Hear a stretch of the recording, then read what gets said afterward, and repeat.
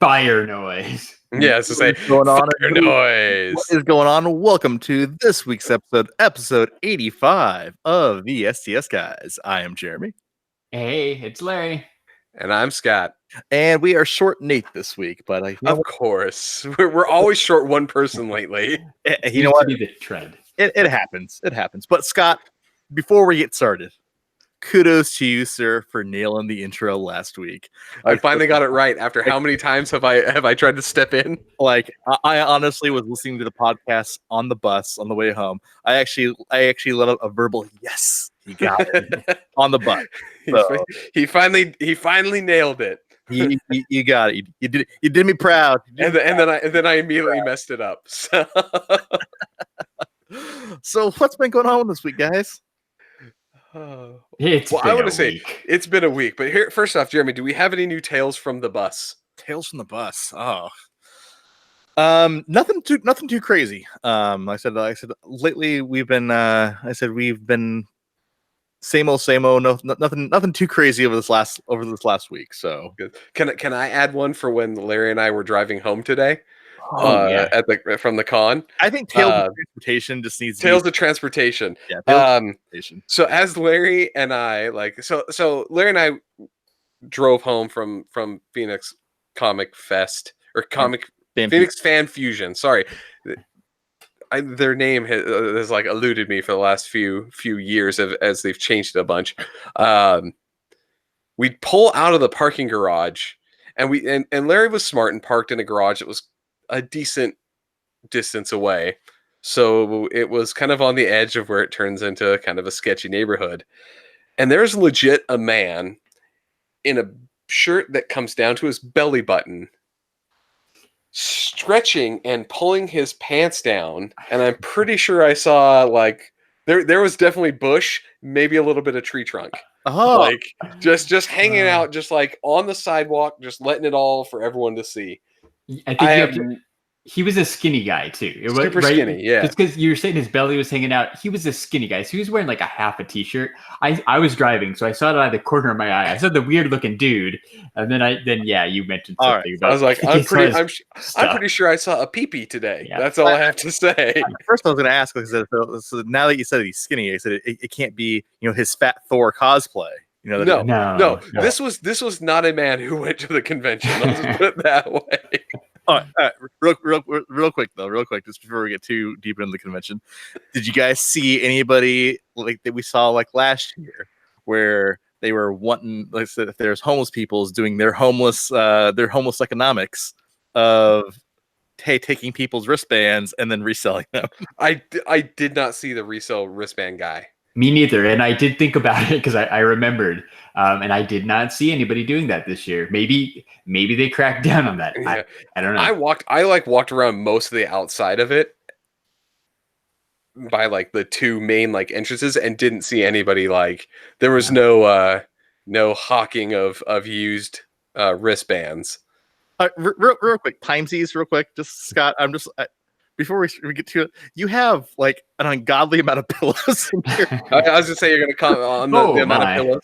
Yeah, so I repainted my patio this weekend, and so that's from the little day bed and the patio set and everything. It's all the pillows. I didn't have another place to put them, so I just threw them in here. I was gonna say Scott really likes his throw pillows. You know what? Throw pillows are life. I like it. So for anyone who's like listening to us audio, there is at least. In picture, there is at least probably 15 pillows. There is a good like 10 more off to the side that you can't see. But it's from that big day bed that's like 8 feet round. So it's like it's all the pillows that go around this like day bed thing. That is an ungodly amount of pillows. Well, it's like 8 feet diameter day bed that goes on my patio. Like, do you know how many throw pillows that do? That's an ungodly amount of pillows. All right. Yeah. So do you guys like pillows on the couch? Because I feel like it's completely unnecessary. That one needs them.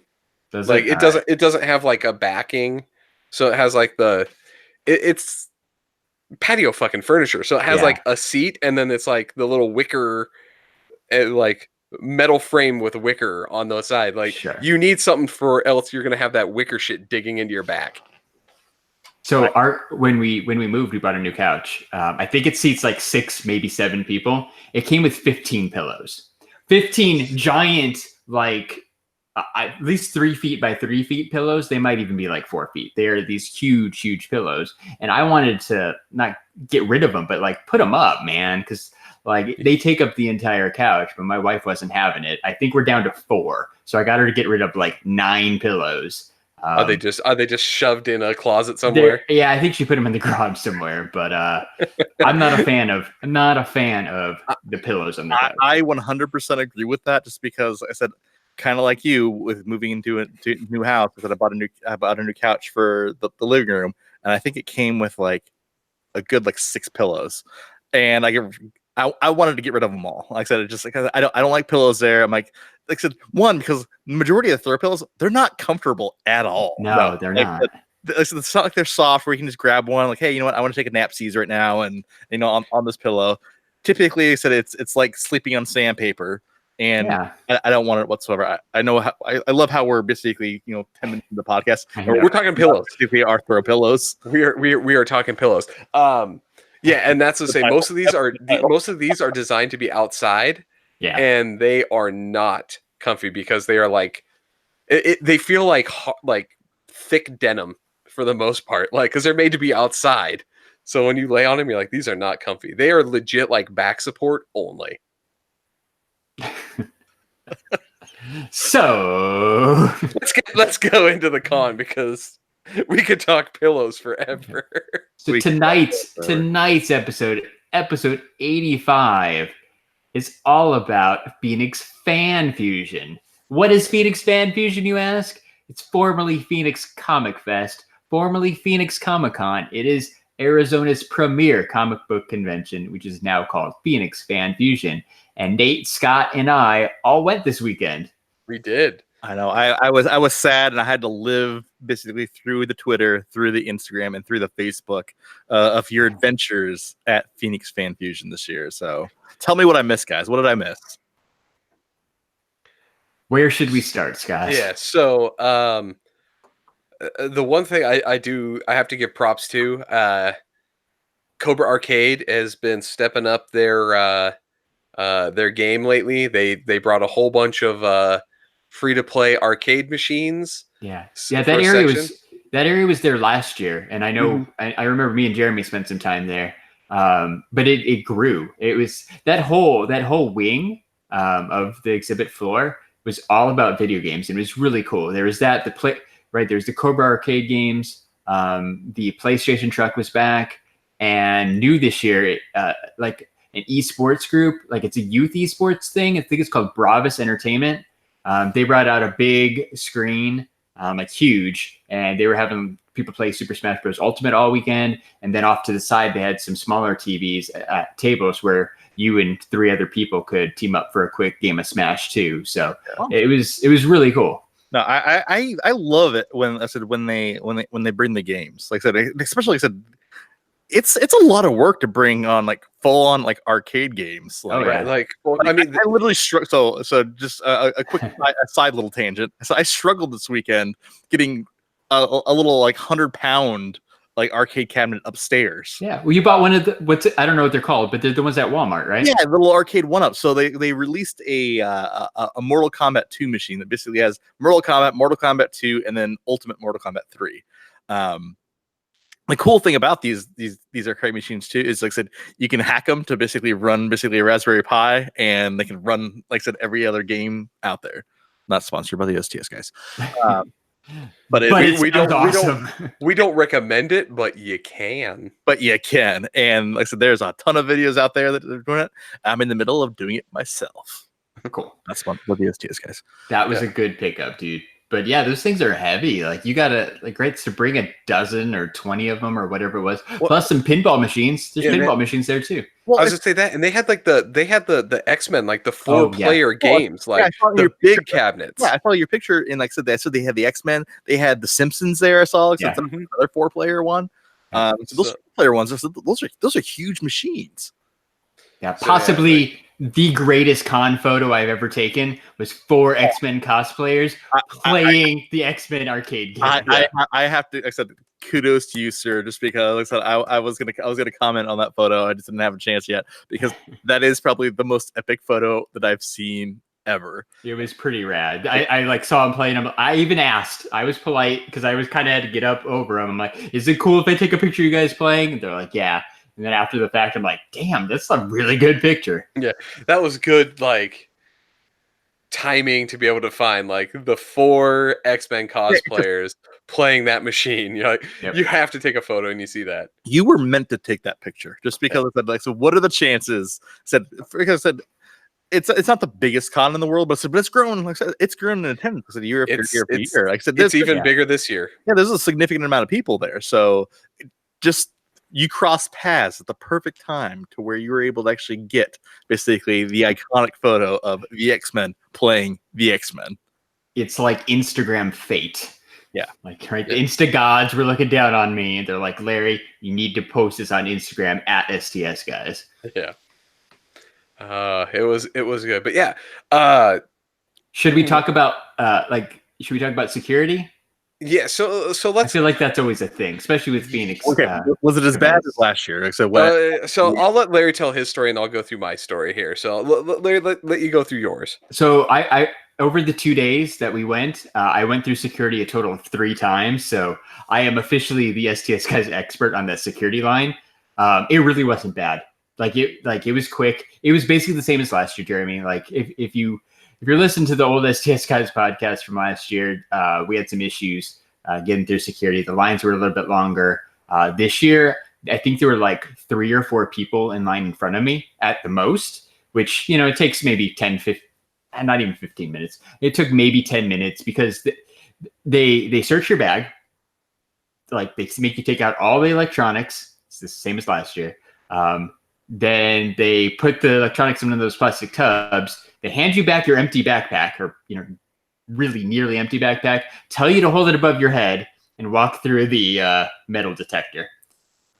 I still don't get the whole point of, I'm going to search your backpack and then make you carry it through the metal detector. But at least it was a lot faster. And I brought the gimbal today, right? So I brought some extra stuff. I had no trouble at all getting through security. Awesome. Yeah. Now, I just remember the horror stories that I had last year. Then when basically I was accosted at security. Yeah, I was a little worried, but today bringing the extra stuff, but it was cake. And like I said, the lines weren't very long either. Like, it was really cool. How about you, Scott? Now I went in at opening today. So Saturday, busiest day, the very beginning of the day, those lines were long. That was the one thing, but it's expected, right? You're like, first thing there, go through, like, they were trying to get people through quick, and they had a lot of people directing everyone where to go. I lucked out because I tried to use the wiles here, and I went through the special engagement, like the one for exhibitors and ADA and all that stuff, cosplayers that have too big of costumes. Yeah, I just popped right in that line, went between 2 cosplayers, and all they did is had me take my phone out of my pocket. They looked in my backpack and poked it with a stick a couple of times, because that apparently does something, and then wanded me with like a little metal detector wand, and like, all right, you're good. And like, so that was the line to get through. So yeah, people were waiting for a good like 20-25 minutes in the morning. It took me maybe 5 to get through the whole thing. Yeah. So now, was I supposed to go through that line? I don't think so, but no one said anything. Doesn't matter. You went through it. It was quick for both of us. I think that's the main takeaway. Yeah. It's definitely a win over last year. Yeah. Security was a lot better. There's one thing, though, that bugged me the whole day about the security there. And I wasn't getting through the security lines. As is tradition with Phoenix Comicon and the Fan Fusion, like the last 4 years, they've done the wristband thing with the RFID. This year was no exception to it, but what was noticeably absent from anything was the little RFID reader. So once you got your little wristband that had things, they just had people standing at each door and all the escalators yelling like, wristband, like making you show them your wristband for everywhere that you went. One person 2 escalators and stairs. So really, there's 3 ways to go up or down, and there's 1 security guard checking to make sure you're holding your wrist up. Yeah, like there was like I don't know why.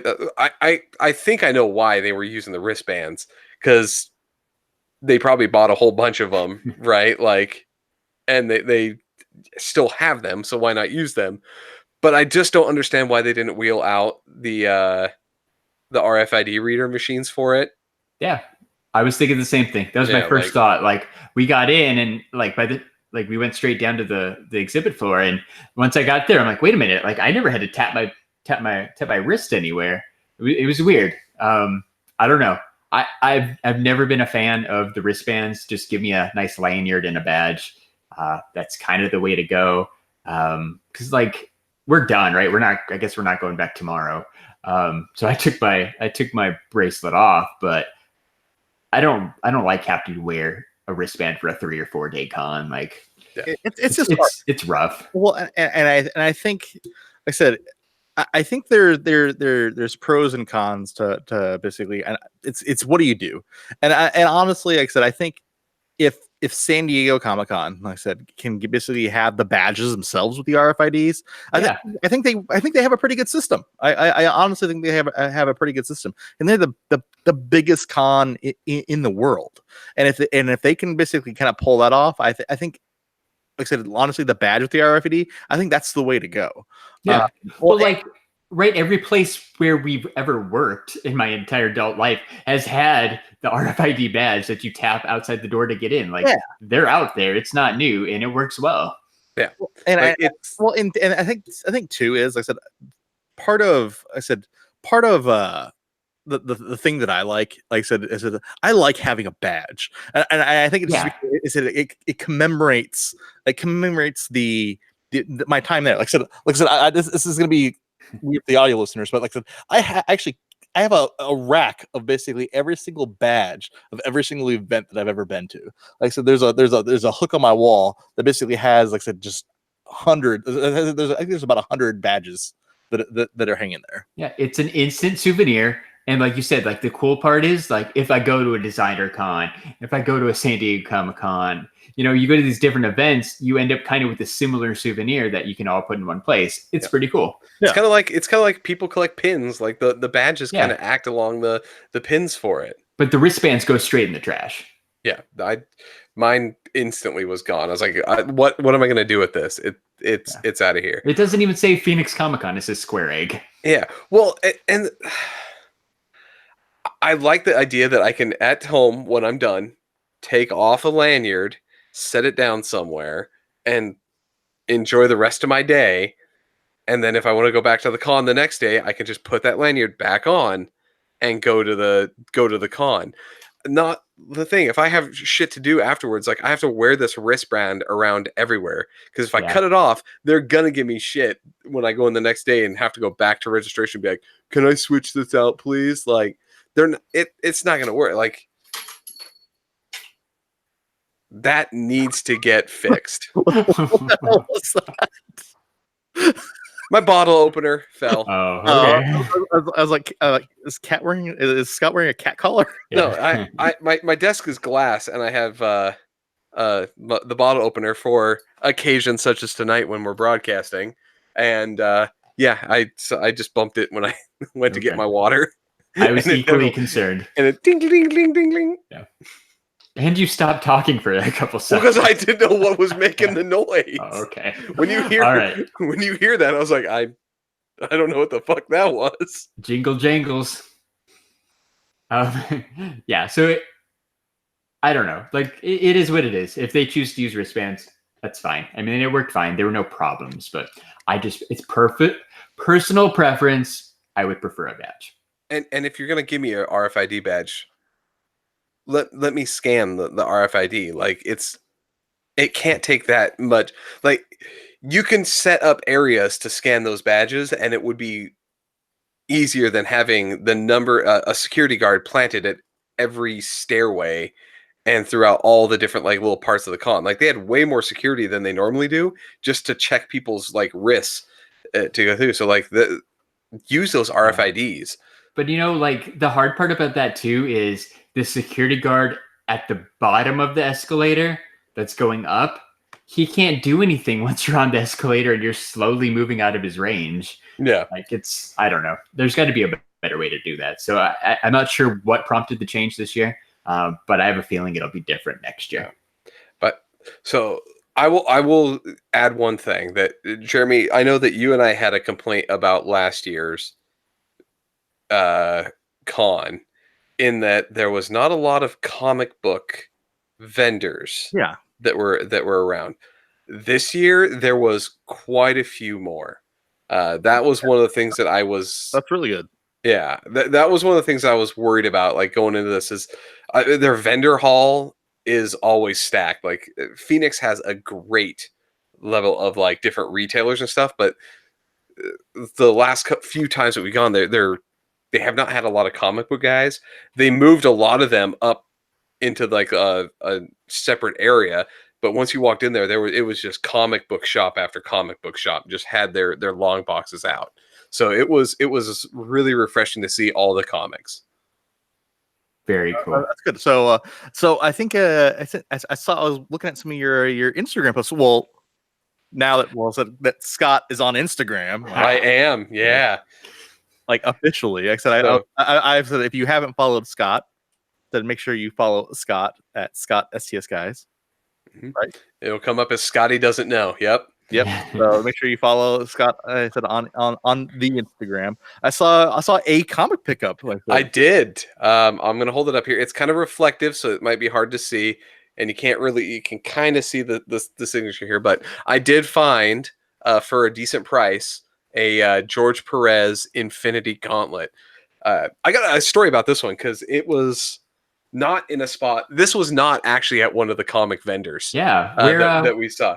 So how did you find that one, Scott? So randomly, today Larry brought his son, and we went to this like place that was Doge.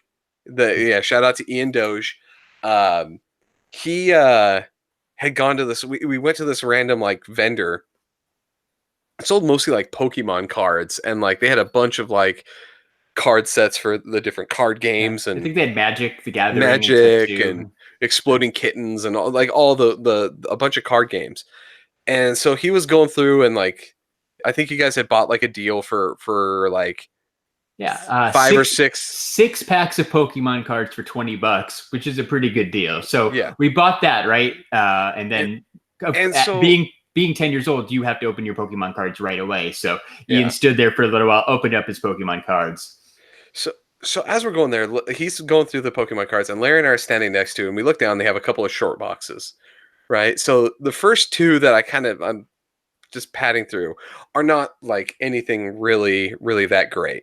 But the one Larry's sitting next to at the end, I look down, and the comic that's sitting in there is the first appearance of Carnage that they have just chilling in there. I'm like, that's a first appearance comic. Like, what the hell is that doing? And like, why do they have that? Right. At the Pokemon booth. At the booth that sells all the cards. Like, it felt very random to have like an actually cool comic book. So I'm like, hey Scott, check this out. He's like, whoa, like he was equally shocked. And so I started penning through it, and they had a bunch of first appearances, a bunch of like decent setups. And and then this just pulls through, and I was like, oh, that's cool. That's Infinity Gauntlet. And they had the price tag on it, and I was like, that's way too much for that. And I just went through it again, and then Larry was like, oh, let me see it. And then I realized the reason why it was as much as it was is there's the signature. So that was a really good pickup in our spot that I did not think I would buy a comic book from. Well, who's it signed by? George Perez. So George Perez. It's pretty cool, man. Right? Which is cool because, like I said, he's actually kind of ceasing to do cons. Because I said he's getting older, and he's kind of getting out of the business a little bit. So it's awesome that you were able to pick that up.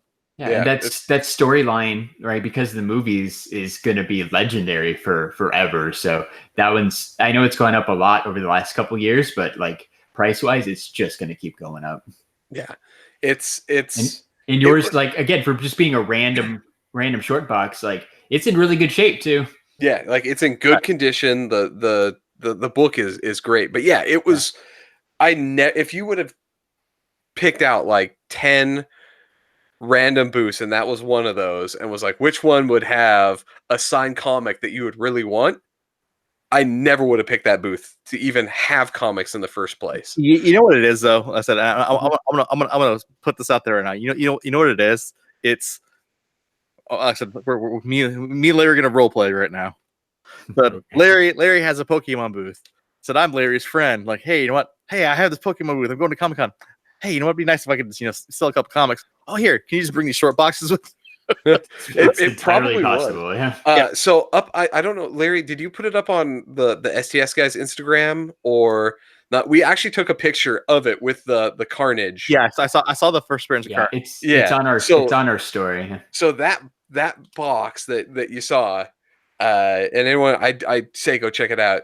Literally was those 3 boxes surrounded by Magic and like Pokemon cards and stuff. Like it was the best pickup.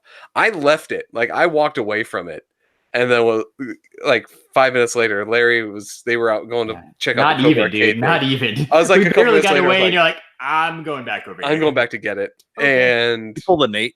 I pulled a Nate. Yeah, I was like, I'm not gonna do it. And I was like, you know what? No. Convincing.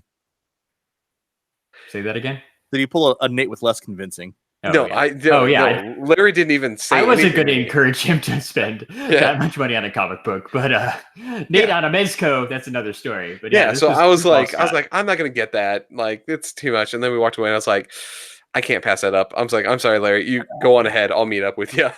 Yeah, it was cool, man. So we didn't buy a lot. Like I saw, there were like you're talking about the comic vendors. There were a ton of Funko Pops. I mean, there was some cool stuff, like some newer stuff, some comments I hadn't seen. I saw the MLB baseball mascots for the first time. Like I hadn't seen those; they just came out. They were cool. They had the other new MLB Pops. Like I thought about grabbing a couple things that are like on my want list on the Funko app, but I didn't end up pulling the trigger. Like just nothing I had to have. Now I do have something though. I did like normally I went out of character and actually bought stuff at the cons this time here. So I'm gonna hold up another thing. It's gonna be really shiny, so please bear with me here. Jeremy, I know you're gonna really enjoy this. Oh snap! So that is it's Arthur. I'm gonna Sudium, yeah. Guy who did the art for The Walking Dead and the Marvel Zombies creator, randomly had Jay and Silent Bob prints of them as zombies. So he signed it, and lo and behold, comes with certificate of authenticity. Half Geek would be happy. Yes. But because I am also a fan, I may have bought one for myself. Nice. So thank you, Scott. I appreciate it. Yeah, so one of those, Jeremy, one of those is for you. It's a really cool print, man. Yeah, I'm going to say, Jeremy, happy birthday. Yeah, and after, so happy birthday. It's like 6 months early. Whatever. Yeah. Happy early birthday. Yeah. Like half birthday. So being the ultimate Kevin Smith fan that I am, and having unique Kevin Smith items, like I said, that is definitely one to add to the collection. And the thing that was cool about it was obviously I knew who the author was, or the artist, and he was the one that sold it to me. Like he didn't have like a booth aid or anything like that. It was him, and like on the Instagram, I have the picture. I was like, dude, do you mind if I like take a picture? He's like, yeah, go ahead. Like, it was cool that he was there. He I picked out the prints, and he took it, pulled out a Sharpie, and signed them both, and like did the certificates right there. Like, it was really cool to have an artist there that, it's so cool when they're the ones that are kind of doing that and are signing everything in that way. Well, like I said, I think it just makes you appreciate it that much more, just because I said it becomes now part of the overall experience, and I think that, like I said, it's a way for them to connect to their fans, but then also, like I said, it makes you excited basically for that genre. I said once again. Yeah, so I remember meeting. I said it's a lot of cool different people. I know one of the cool people I said that I saw that Larry met. I've actually met before, and I said he's a super nice guy. super nice guy. Like I said, he's like probably one of the nicest creators that I've ever met in my entire life. I think I know who this is. I think I know who this is too. Yeah, go ahead. I met Teenage Mutant Ninja Turtles co-creator Kevin Eastman. Just cool. Like Jeremy said, he's met up a couple times. Scott's met up a couple times. Jeremy actually helped me get some signed comic books like 2 years ago at Amazing Comic-Con Las Vegas, because Kevin Eastman wasn't there on the day that I was going to be there. He was going to be there the next day. So that was cool. So I got to finally meet him. And now that I'm all in on signed Funko Pops, I got this signed Leonardo Pop, because Leonardo was always my favorite Ninja Turtle. Nice. Probably because his name starts with an L and my name starts with an L. Yeah, so kind of hold it up at the angle of the eye. I do love how he drew his Ninja Turtle face right about the face of on the pop, where the face of the pop is. At least in the video, it actually looks. It is, like, I'm looking at it. Lined up really well. I'm looking at it too, like the angle that I'm holding it right this second. It's right on the right spot. Yeah, and he even commented like, "Hey, these are really cool. I like how the Sharpie paint pens work, and it looks really great." I'm like, "Yeah, dude, like it does. Like it all depends on if you take your time and sign it nice." But Kevin Eastman definitely takes his time and signs it nice. Scott, who is your favorite Ninja Turtle? So I was always like, of course, I'm a Mikey fan. Come on, yeah, like the pizza, the cowabungas. Yeah, like he was the rad one, and like that's who I thought I was as a child. Now, as I'm older, I think I'm more closely aligned to Donatello, but Mikey was always my favorite. How about you, Jeremy? I'm a Raph guy through and through. Like, and so me and Scott have actually said the funny thing is, so back when me and Scott used to work together way back in the day, not the last job, but the job before that. Not before the job before that. I said we basically every month we basically used to buy Funko Pops that basically align to basically our favorite characters in a genre. So like some of them were Ninja Turtles, some of them were, like I said, all sorts of random stuff. And so during the Ninja Turtles one, I said Scott got his Mikey, and then I said I got my Raph. Nice. Well, this is the part where I have to admit that I don't know you that well, because I thought Donatello was your favorite Ninja Turtle. So I got you a Donatello 8-bit pop signed. You know what though? I said I don't have a Donatello, so it'll be perfect. Perfect. Yeah. Apparently the Ninja Turtle pops, like the regular ones, are getting harder to find. And this is the only one I could find that was in good shape at a reasonable price. So I think it looks pretty cool. So this is on its way to you at some point soon too, man. Thank you so much. You're welcome. So just because you couldn't make it out, but I wasn't there, so yeah, that's awesome. Just because you weren't able to make it out there, we got you, fam. Oh, yeah. I appreciate you, bros. I said I really do. Well, like I said, I'm glad you guys. Larry, I'm finally glad that you got to meet Kevin Eastman though, because like I said, he is literally one of the nicest people, because he takes his time with everybody and he'll chat with everybody. And yeah, he was super nice and super cool. Like we charge like no, yeah, right. It was the first signature was free. Like Scott said, I had Ian with me, so we got 2 for free. It worked out well. And even if you wanted more than one, it was only $20. Yeah, that's a pretty fair price, especially because at that point you're getting 2 signatures. So that's totally fair. The line was pretty long, but it moved at a decent pace. So even though he was taking time with everybody, but yeah, I saw him. Somebody had like an older Ninja Turtles like hockey jersey thing, which looked pretty cool. But like he was commenting on how cool that was and like what good quality it was and stuff. It was cool. Like he was taking the time to have like a personal conversation with you.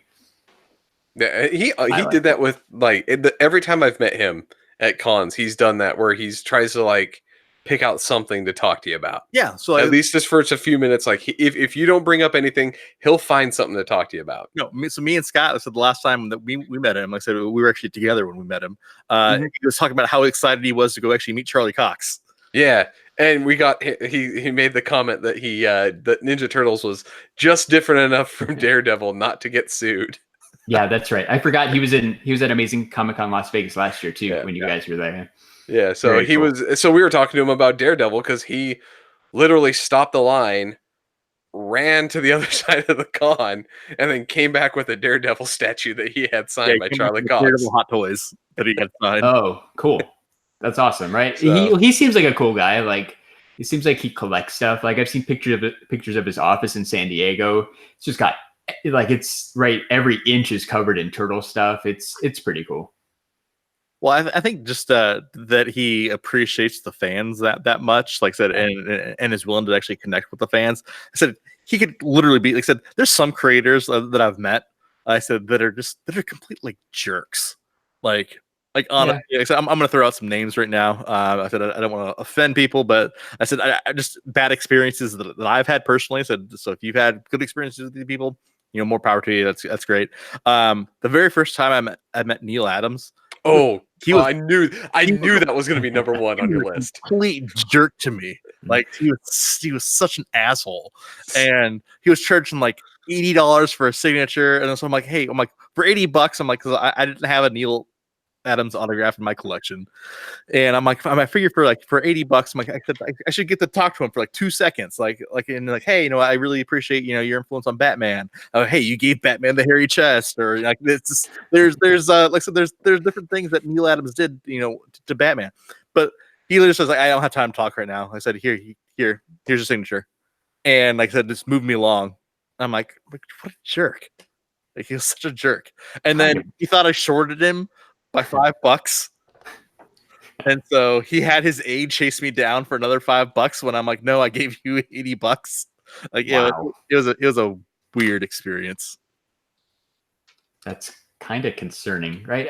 Especially the chasing you down for $5. Like, I mean, I hope that people aren't trying to screw comic creators over, like for a couple bucks. Like they don't make a ton of money, but I don't know. That's just a bad experience. But yeah, like he was cool. Like we had the honor of meeting other celebrities too. We did. The other one that I got to meet was equally as nice as Kevin Eastman, maybe even nicer. It was the slowest moving line I've ever seen because Tom Kenny, the voice of SpongeBob SquarePants, was talking to everybody, doing the SpongeBob voice. He was just super cool, super awesome. He signed my new SpongeBob SquarePants pop with the rainbow. That's pretty awesome. It's pretty cool. I picked it up on Thursday at Hot Topic, and I'm like, yeah, all right, I'm gonna get this signed. So it was really cool. But yeah, Tom Kenny was super nice. My only complaint was that his line moves slow, but that's just a minor complaint. But I mean, so you got to tell her though, like the con closed. And he stayed there to go through and like get everyone in line that was in line to make sure they all got signed. Yeah, yesterday the con shut down at 7. We didn't finish. That's just us, right? There's still people in line after us. We didn't get out of there till like 7:30. So he was being cool. He was making sure everybody got time with him, got a nice signature, all that stuff, even though the con was technically closed. So I tried to make out like what it said. Yeah, I said what it says. What? It's imagination. Yeah, that's exactly what it is. Okay. Yeah, it's the quote that when he does the rainbow hands. Yeah, and it's funny because he like paused for a second, like he had to remember what it was, and then he's and then wrote it down. Yeah, so it's good on him for like, because you didn't ask him to write that. No, like, I good didn't. on him to be like to think like, what was that scene? What did I say in the thing? Oh yeah, this is what I said, and to write it down. Like, that proves that he's like a super cool guy. Yeah, super cool. Did you meet some super cool people too, Scott? I did meet a couple. I'm not going to pull it out because it's big, but yeah, there's an innuendo for you. So in this tube here, coming your way. Put it away. Put it away. So in the tube down here, I got a wonderful Mondo poster of Jurassic Park. It's one of their 325 like limited edition posters, I think from 2017's Comicon in San Diego, and I had that signed by Mr. Jeff Goldblum.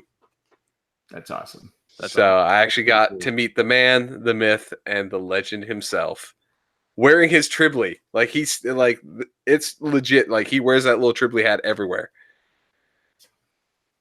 Cool. How was that? He was pretty cool.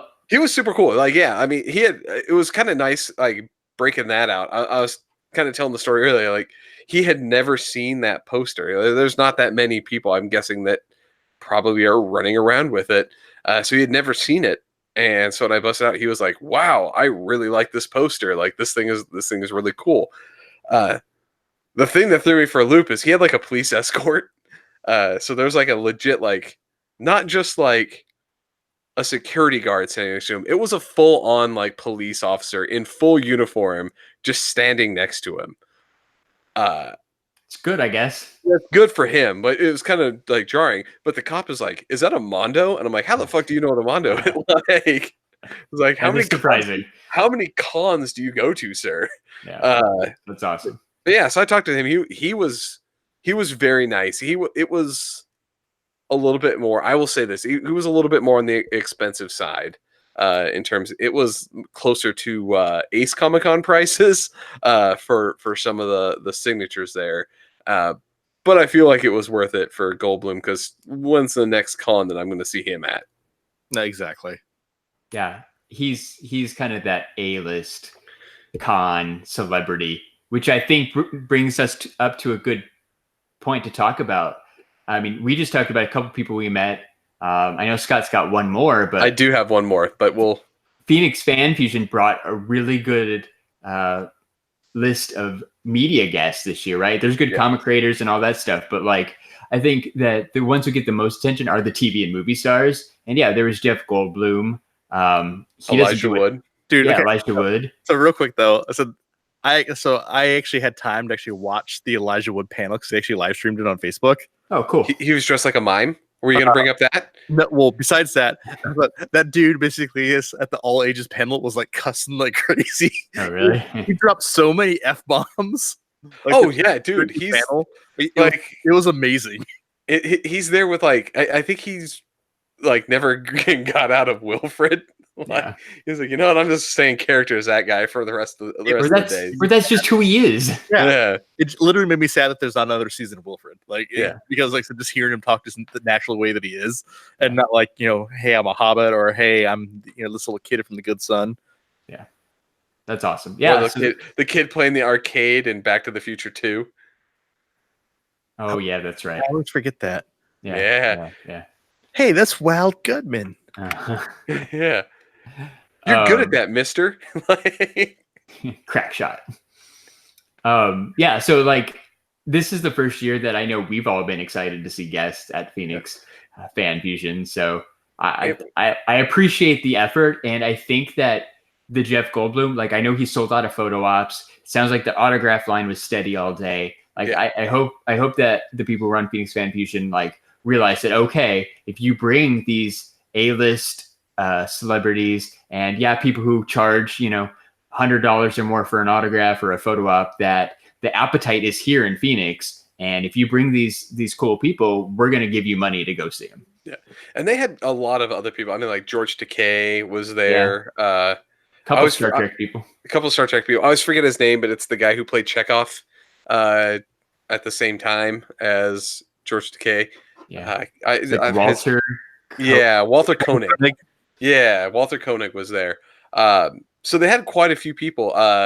Voice of Vegeta, Christopher Sabat was there. Yeah, that's like, cool. That dude's at a different con every weekend. Dude, that dude gets around. He does, but he doesn't come here often. Yeah, he'll be like in Austin, because Austin has, like I said, a little small Comic-Con coming up, like in like a couple weeks, and he's gonna be there. Like I literally see that dude at a con, like he's like all across the country. Yeah. And apparently, like today, like after the convention was over, he up and went to like a comic book shop to do more signings. Like the man is a trooper. But another person that spends time with each person was in the line, like talking to him about like, because he had a whole list of like, if you bought his autograph, he didn't have anything to sign. He had a whole bunch of prints, as is tradition. But when he came up, he was like asking people like, why'd you pick like that one? Like, it's like, why is that your favorite character or whatever? Like, yeah, because he's Vegeta, right, from Dragon Ball Z, but he's also a ton of other stuff, mostly anime. He's All Might and from My Hero Academia as well. He's also Piccolo. Oh yeah. In that, he's like, he has a very distinct voice, like that you hear if you watch a lot of anime, you'll pick up which roles are his. That's cool. And so so I didn't get a chance to like interact with him at all, but like I walked by his booth a couple of times, and his wasn't one of those ones where it was tucked back. Like he was at like just a booth, so you could just walk right up and like see him and like wave. Yeah. Like so it was really nice to kind of be able to like half interact, I guess, is just kind of like just watch him interact with the guests. You're close enough that you can see him, yeah. Because like Jeff Goldblum, he's got the line of people in front of him, so he's a good 100 yards, maybe more away from you. So if you think about him, he was like every like when you have a comic book artist, right, where you kind of walk up and they're sitting at their table, like at their booth. He was like standing at like a booth that, but it was like where you walk straight up and like you kind of line up behind the booth to come meet him. So I thought of another one, another pretty big one. Lando Calrissian, Billy D. Williams was there. D. Williams, star of forthcoming Star Wars, Rise of the Skywalker. Yeah, that's cool. The other one that was really hopping though that surprised me, Larry, you went to this guy's booth, but I didn't get a chance to go into it. There's another like a YouTube creator. Yeah, I don't know his name, so hold on. There it is. Okay, so I do know so the Odd Ones Out, who is a YouTuber, he does some animations and stuff. I'm gonna hold up my phone if you can see it. There we go. Sort of. That is who it is. He does these kooky kind of animation things. That his line was full of children from like the age of 10 to 17. Yeah, I was gonna say tweens. He's probably big in the tween category, but you know what? Like I hadn't heard of him, but he has 11 million subs. So this person, his line was legitimately like, I'm gonna say his was the second most packed line of the day. Yep, it's pretty cool. Like I didn't know who he was, but like I said, everybody was all excited. He was doing free autographs and free selfies, so you could take a picture with him. All you had to do was wait in line.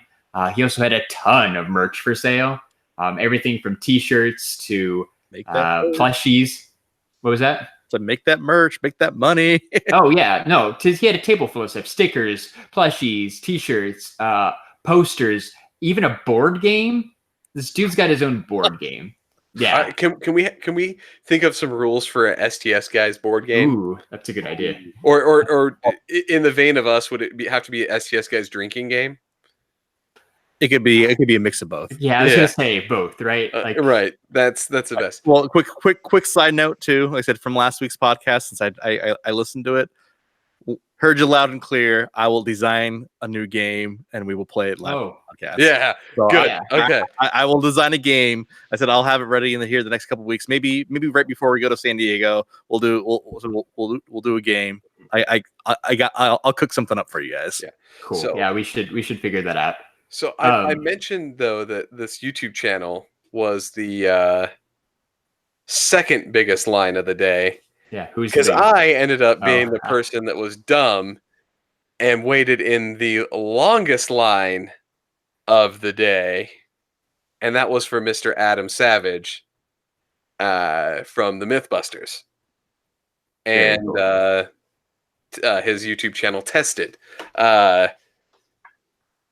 Wait, so he's kind of a YouTuber too? He is a YouTuber too. Surprise, surprise. That line was a mess. So in a traditional sense, I had a signing time, right, scheduled. It was like, here, you go show up at 4 for that's your time, right? 4:00. So I'm like, all right, I'm gonna show up about 3:30. I was told to leave and come back at 4 because their line was too long and there was no like they couldn't have anybody like fire marshal getting mad, like the line had to leave.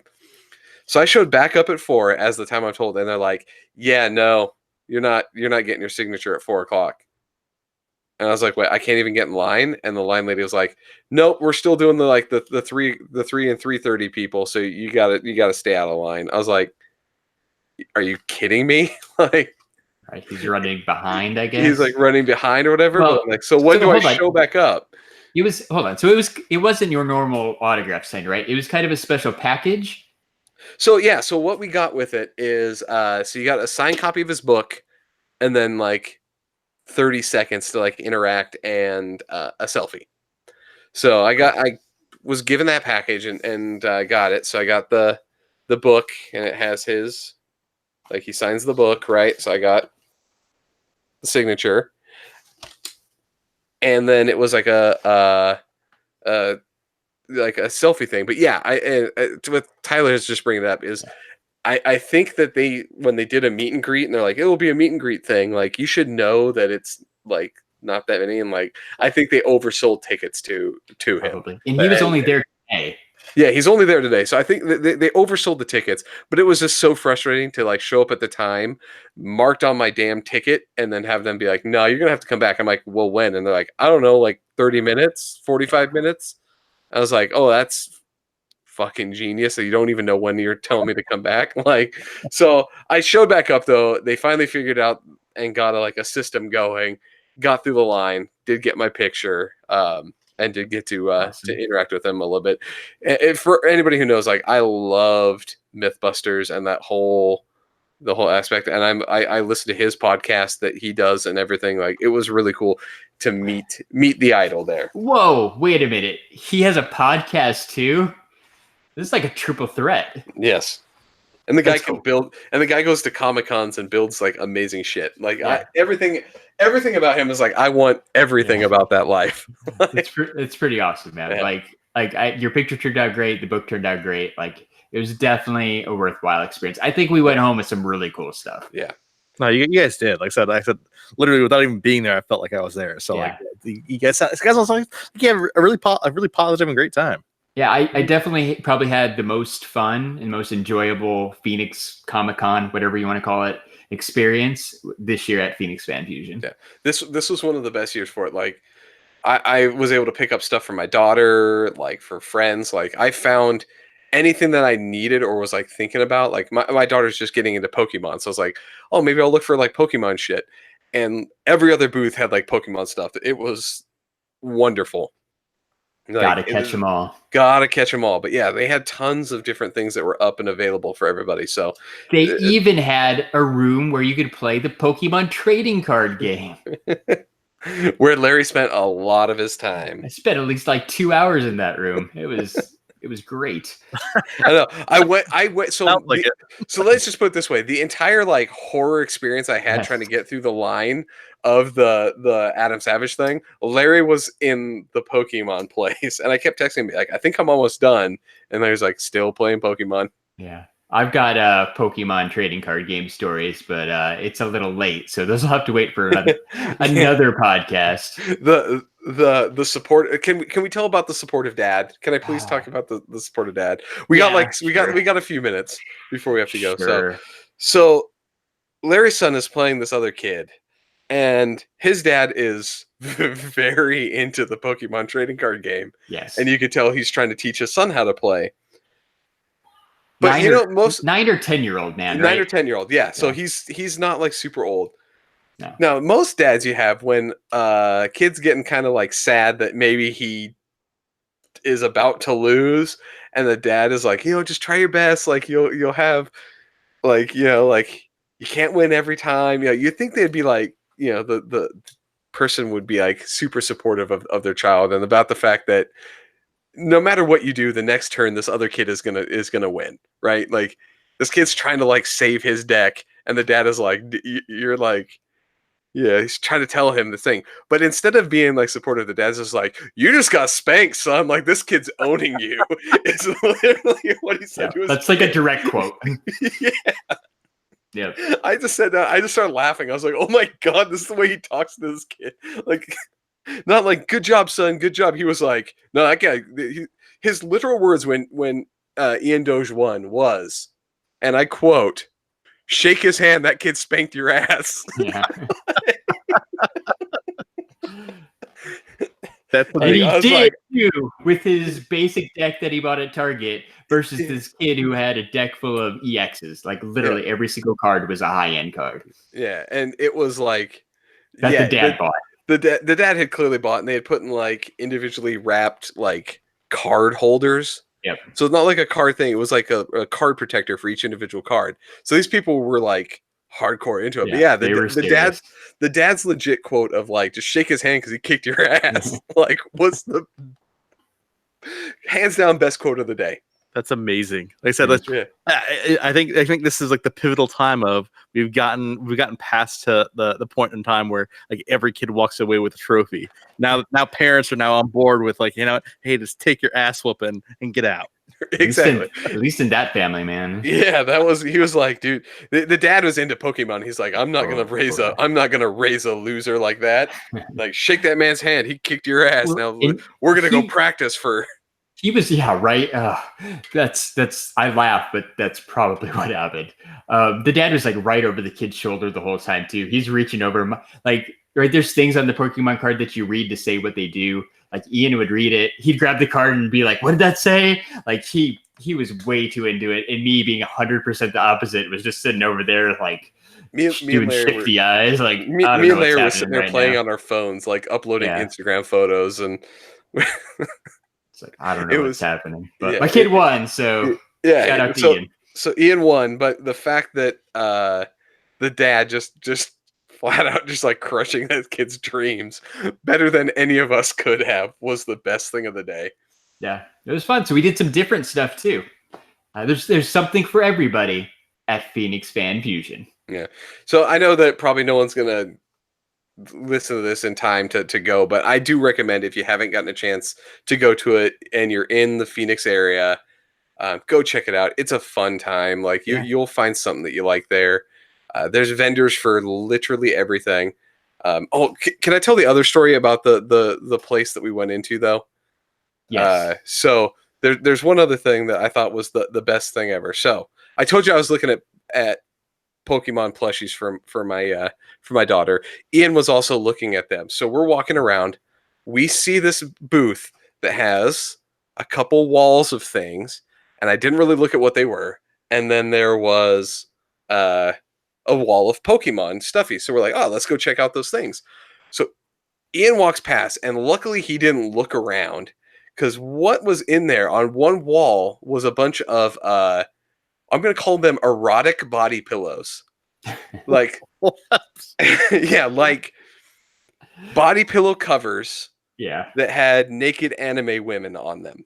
They were covered up appropriately. They were covered with sticky notes on half of them. What kind of sticky notes? I think they were like, were they the hands? They were owl sticky notes over the lady parts. Yeah, so they had the lady parts just had sticky notes over them to maintain decency with the body pillow covers. Yeah. But I was like, only at Comic-Con are you going to find a place that sells Pokemon stuffies and erotic body pillow covers. Get a picture of this. No. I did not, because I was like, it shocked me because I was like, Ian, don't look over here. Scott went dad mode and like, we should probably go. I was like, just keep a look at the Pokemon stuff here. I was like, trying to put my stand in front of the naked ladies. It was awesome. But you know what? Hello? What? I choose you, body pillow. Yeah. I choose you, naked lady. Pairing. Yeah. It just didn't make sense that those were the two things they sold. No. Like that was what the booth was. Pokemon and body pillow covers. Yeah. So if you don't have you're hearing this, especially if you're hearing an audio version, it's going to be too late to go tomorrow for this year. But Phoenix Fan Fusion, it's held almost every year at Memorial Day weekend. So go ahead. I know I'm already looking forward to 2020, but check your calendars because it's coming probably the end of May. We were blessed with some pretty good weather this weekend too for Phoenix standards. It was like high 80s, low 90s, so it wasn't too bad outside. I didn't feel like I felt kind of happy for that guy who wears the burlap sack Oogie Boogie costume every year. Yeah, I was happy for that dude because he was just like only mildly sweating to death this year. Yeah, some of those people like they wear a costume like you do know you're in Phoenix, right? Like it's the dude that was the guy that was wearing the Starscream costume, but it was like and I don't know if it's actually Starscream. I don't know the Transformers that well. We need Madden on here to do that. But it was like a Starscream, but it was jet black the whole way, and I was like, you are gonna be dying. Because he had the wings and these big like boot things and everything. Like it's gonna smell like ass. Yeah, I was like, dude, But you know what doesn't smell like ass? And if you can't make it to the Comic-Con, head over to ShumiStore.com. Nice. I said they have your Funko Pops. You saw Larry hold up. Like I said, he said hold up a SpongeBob. You saw him hold up that 8-bit Donatello. So they have all those pops and more at ShumiStore.com. Definitely go to Shumi Store. Enter code STS Guys to save yourself 10% at checkout. Well done. Shumi's the best. Shumi is the best. Like I said, I am definitely packing some Shumi protectors to the San Diego Comicon. Nice. Yeah, I brought the pops I brought to Phoenix Fan Fusion today were brought in Shumi branded pop protectors to make sure they got there and back safely. And you know what? They did. They survived the day in my backpack without damage. Perfect. Thanks, Shumi. Thank you, Shumi. If you want to see all the pictures from our weekend at Phoenix Fan Fusion, you should head over to our Instagram and give us a follow at STS Guys. I posted some stuff on Twitter too, so check us out at STS Guys.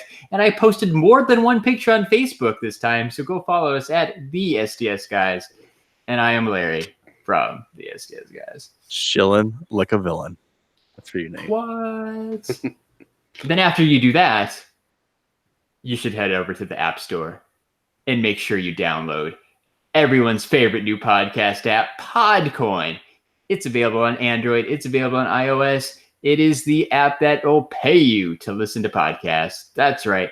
You could earn coins that you can turn into real life prizes, like an Amazon gift card. So you can go buy things on your Amazon wish list. So I can get paid for listening to the STS Guys. You can get paid for listening to Talkin' Pops. You can get paid for listening to DC Figures and Collectibles podcast, even the Funko Funcast. All your favorite podcasts are available on Podcoin.